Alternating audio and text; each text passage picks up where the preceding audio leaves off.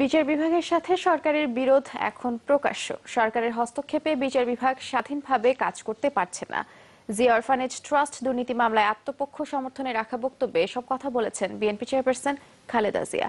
৩ মাস পর গতকাল দেশে ফেরা খালেদা জিয়া দুর্নীতির 2 মামলায় আত্মসমর্পণ করে জামিন নিতে সকাল 11টার দিকে বকশীবাজারের অস্থায়ী আদালতে যান। শুনানি শেষে বিশেষ জজ আদালত 5 এর বিচারক মোহাম্মদ আখতারুজ্জামান খালেদা জিয়ার জামিন মঞ্জুর করেন। এরপর বিএনপি নেত্রী জিয়া অরফানেজ ট্রাস্ট দুর্নীতি মামলায় আত্মপক্ষ সমর্থন করে বক্তব্য রাখতে গিয়ে বলেন, বিচার বিভাগের হাত পা বাঁধা, তাই বিএনপি নেতাকর্মীদের মামলায় ন্যায় বিচার পাওয়া নিয়ে মানুষের মনে সংশয় আছে। খালেদা জিয়া প্রশ্ন করেন, যেখানে বিডিআর বিদ্রোহের মামলার বিচার হয়েছে সেখানে তার মামলার বিচার করা হচ্ছে কেন? বলেন, বিচারের নামে তাকে জনসম্মুখে হেনস্থা ও অপমান করাই ক্ষমতাসীনদের উদ্দেশ্য। তার বিরুদ্ধে আনা অভিযোগ মিথ্যা ও ভিত্তিহীন বলে উল্লেখ করে খালেদা জিয়া বলেন, মামলার জন্য তিনি রাজনীতি করতে পারছেন না। 26 অক্টোবর মামলার পরবর্তী দিন ধার্য করা হয়েছে।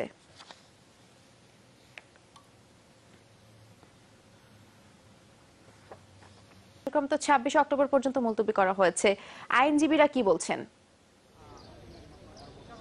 দেখুন, আইনজীবীদের বক্তব্য আজকে শুরুতেই যখন খালেদা জিয়া এসেছিলেন তখন তারা জামিন চেয়েছিলেন, আত্মসমর্পণ করে সেখানে জামিন দিয়েছেন। শর্ত দুটা, 1 লাখ টাকা মুচলেকা নিয়েছেন এবং বিদেশ যাওয়ার আগে আদালতকে ভালো করে লিখিতভাবে জানাতে হবে, এরকম কথা বলেছেন। আর খালেদা জিয়ার বক্তব্য আমরা নিজেরাও শুনেছি এবং এখানে বিচারক সেটি নথিভুক্ত করেছেন এবং উভয় পক্ষের আইনজীবীদের সঙ্গে কথা হয়েছে। ব্যারিস্টার জমিরুদ্দিন সরকার বেগম খালেদা জিয়ার আইনজীবী, তার সাথে কথা হয়েছে। তিনি বলেছেন বেগম খালেদা জিয়া এই মামলাকে ভিত্তিহীন বলেছেন এবং তিনি ন্যায় বিচার পাওয়া নিয়ে শঙ্কা প্রকাশ করেছেন, কারণ বিচারিক আদালত এবং উচ্চ আদালত সরাসরিভাবে সরকারের প্রভাবমুক্ত এবং প্রধানমন্ত্রী থেকে শুরু করে সড়ক ও পরিবহন এবং সেতুমন্ত্রী তারা নিজেরাও এই মামলার রায় নিয়ে ডিকটেট করছেন কিভাবে রায় হবে, সেই কথাগুলো তারা বলছেন। বেগম জিয়া এই সমস্ত উদাহরণ তুলে ধরে বলেছেন বিচার বিভাগ যেহেতু স্বাধীন নয় সেক্ষেত্রে তিনি ন্যায় বিচার আশা করেন না। আদালতকে তিনি এটি বলেছেন যে রাজনীতি করতে পারছেন না, তাদেরকে মামলা দেওয়া হয়েছে, রাজধানীতে সভা সমাবেশ করার অনুমতি দেওয়া হয় না, অথচ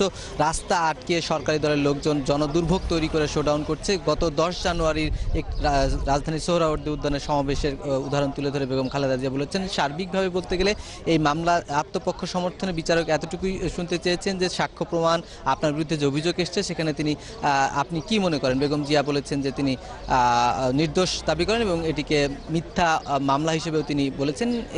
1 ঘন্টার মতো লিখিত বক্তব্য দিয়েছেন, সেখানে মামলার প্রসঙ্গে এই মামলার সংশ্লিষ্ট বিষয়ে বক্তব্য দিয়েছেন 2 থেকে 4 লাইন। এছাড়া তিনি দেশের সামগ্রিক যে এখন রাজনৈতিক প্রেক্ষাপট, বিএনপির অবস্থা, সরকারি দলের অবস্থান, বিচার বিভাগ, এসকে সিনহা বিতর্ক, নানা বিষয় নিয়ে তিনি কথা বলেছেন। বলতে গেলে তিনি ন্যায় বিচার পাবেন নিয়ে কথা বলেছেন। শুনানি শেষে 26 অক্টোবর মামলাটির পরবর্তী দিন নির্ধারণ করেছেন বিচারক ডক্টর আখতারুজ্জামান।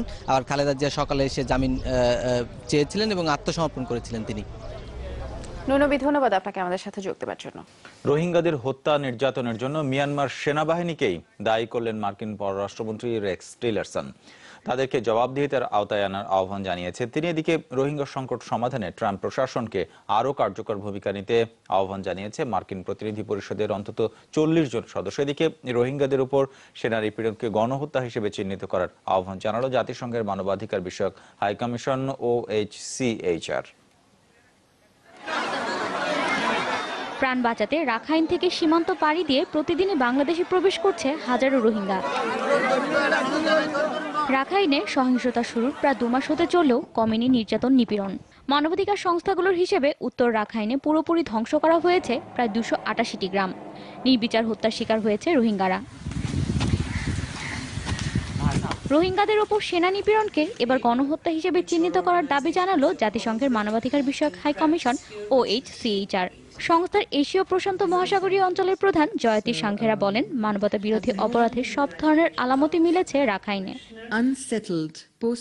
রোহিঙ্গাদের উপর সেনা নিপীড়নকে জাতিগত নিধনের জ্বলজ্জন্ত প্রমাণ হিসেবে আখ্যা দিয়েছিলেন হাইকমিশনার। রোহিঙ্গা গণহত্যা আইনিভাবে স্বীকৃতি পেলে তা আনুষ্ঠানিকভাবে ও জনসমক্ষে বলা যাবে, কেননা বিচার বহির্ভূত হত্যাকাণ্ড, জোরপূর্বক দেশ থেকে বাধ্য করা, গণধর্ষণ ও লুটপাটের সব প্রমাণ আমাদের হাতে।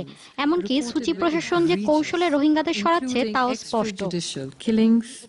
Referred recently to by the High Commissioner for Human Rights. আন্তর্জাতিক সম্প্রদায়ের তীব্র সমালোচনা, অবরোধ আরোপের আহ্বান, কোনো কিছুতেই বিকার নেই নেপিদোর।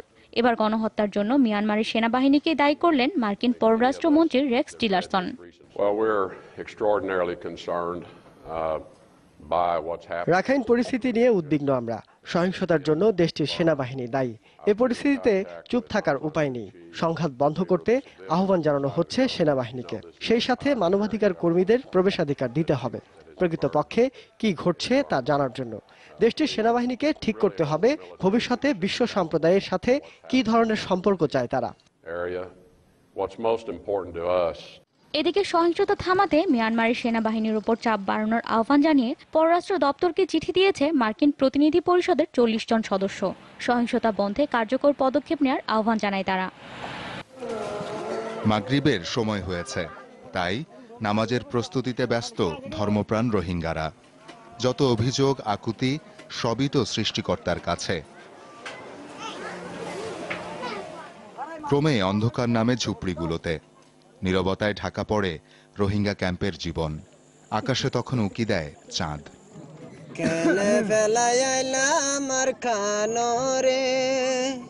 চাঁদের মৃদু আলোয় বসে গানের আসর। নবীন কাওয়ালি গায়ক মোহাম্মদ সলিমের গলায় তখন মাতৃভূমি আরাকানের জন্য প্রচন্ড মায়া।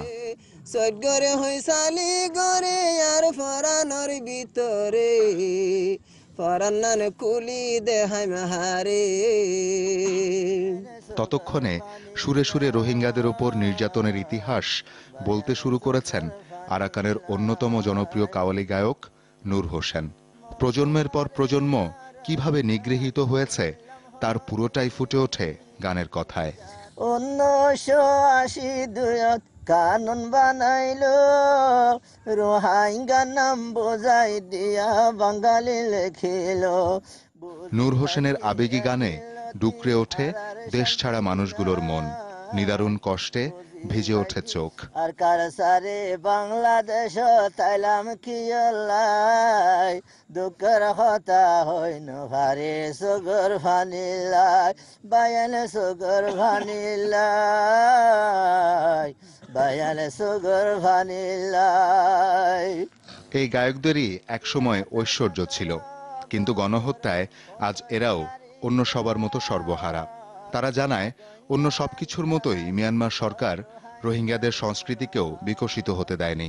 এনিল্লাল বড় বড় হাসতে কলের দুনিয়াতে শহীদ গিরি ফেলাই কেসুরে ফুরা দিয়ে কেসুরে অস্তর মাঝে বড় বড় হাতে আর অকল মারি জাতিসংঘ 3-7 দি ভারে জেঙ্গুরি ভারে এঙ্গুরি আর হকান আর দি ওয়াফেস মারে দি ভেড়াই বললা ইয়ান আর অনুরোধ করি।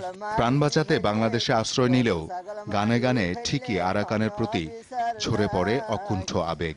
পাশাপাশি বিশ্ব বিবেকের কাছে গণহত্যার বিচারের দাবি।